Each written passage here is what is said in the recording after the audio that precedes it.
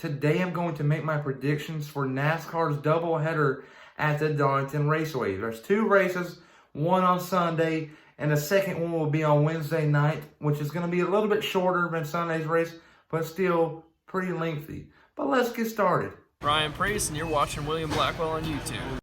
NASCAR is officially making a return back to racing this Sunday at the Darlington Raceway. It's just a little over 2 months since the last time we've seen the cars on track.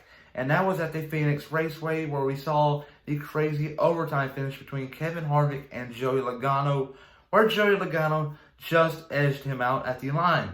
That was Joey Logano's second win of the season, and he also, from that win, got 5 playoff points. So right now, he's got 10 playoff points just off of wins. He's going to get more, obviously. He's a great driver, but we'll see how that goes. But he fast forward 1 week forward, and Atlanta, teams and trucks are there, and they already know at this point in time that fans are not going to be there. They already banned them from coming because of health and safety concerns. So right now they're full of concern and question marks. What's going to happen? And when's this race going to go on?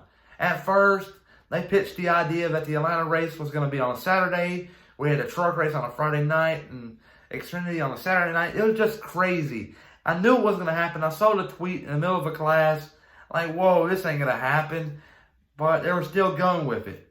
But that afternoon, they announced that the Homestead race was going to get postponed. So teams are like going around saying, well, we got this week, we got an off week, so we'll go back to Texas, probably bring this car again to Texas, so we'll see how it goes. We get a good practice here. But later on in the afternoon, NASCAR officially decided to postpone the Atlanta race. But it put the teams in a big hole because they had to travel back to Charlotte, wasting all that gas. I know the smaller teams, that was a big hurt for them. But overall, it was for their own good. But now Fox is in a big hole. They're supposed to broadcast these 2 races, but now it's full of uncertainty because they might not even call these races anymore. It might be NBC that calls these 2 races, but we'll see how that goes. So they paired up with NASCAR, and they came up with the NASCAR Pro Invitational Series for the Homestead race, at least. And that happened. And shortly after that, NASCAR decided they're going to postpone it to mid-April. And they just kept the Pro Invitational Series going. But shortly after the second race, you saw Cup Series drivers only in the main event on Sundays, while they gave the Xfinity Series drivers and Truck Series drivers their own race on Fridays and Saturdays. It gave the sponsors and drivers something to do and look forward to. But the sponsors, it gave them recognition. During these times, they're taking a big hit. But for them to get some recognition, it's a big plus, in my opinion. I'm glad Fox and NASCAR came up with doing this. It was awesome. But right now, cars are coming back to track. It's going to be big. But Darlington Race 1 is 400 miles long. It's 292 laps. It's going to be a lengthy one. But the weather is showing on the weather app is going to be partly cloudy, 86 degrees, but more importantly, only a 13% chance of rain. So in other words, you're going to see some racing Sunday. My top 5. In first place, I got Joey Logano. Joey Logano's average finish at Darlington is 16.5. It's not too bad or not too good, but you know what? I think he picks up a win. His 3rd win of the season, now he's got 15 playoff points just off of wins. That's big. But in second place, I got Kurt Busch. Third place, I got Martin Truex Jr. With his new crew chief, James Small, this is going to be their best finish with each other. And fourth place, I got Brad Keselowski. And obviously, when you go to Darlington, you expect Brad Keselowski to run up front and contend for wins. And in 5th place, I got Chase Elliott.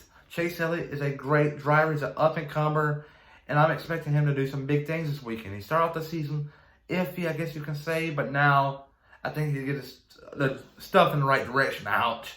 But you get the point. But the second race on a Wednesday night, it's going to be at 7:30. Weather shows mostly cloudy, 74 degrees, only a 22% chance of rain. So we're going to see some racing, unless something dramatically changes in the weather. But first place, I got Brad Keselowski. He's a good driver. Like I said, when it comes to Darlington, you can expect him contending for wins. He's going to win a race this weekend. And I think Team Penske, yes, I said it, sweeps the Darlington races. Second place, I got Kyle Busch. Third place, I got Joey Logano, who won the first race here. And in fourth place, I got Denny Hamlin, who won the Daytona 500 earlier this year. And in fifth place, I got Kurt Busch. But those are my predictions for the next two Darlington races. But those are my two picks for the Darlington races. But I want to add, there are two drivers coming back to racing that has been out for a little while. One, Ryan Newman, he got severely hurt on the last lap of the Daytona 500 where he flipped and got severely hurt. I am super glad that he's coming back. That was just a terrible time, terrible night for all NASCAR fans when that happened, but glad to see him back on track. And Kyle Larson, everybody knows what went on there. So Chip Ganassi was in the market for another driver. It was supposed to be Ross Chastain, but he was committed to Matt Collick and Collick Racing, which is, you can't blame the man. But they were in a hole, and they decided to pick up Matt Kenseth. And you're going to see Matt Kenseth race this Sunday. I don't know how it's going to be. It might not go good. It might be pretty good. I don't know. But those are two drivers that are coming back, the racing, which I'm looking forward to. But everybody, please like and subscribe. I'm extremely close to 700 subscribers. Peace, everyone.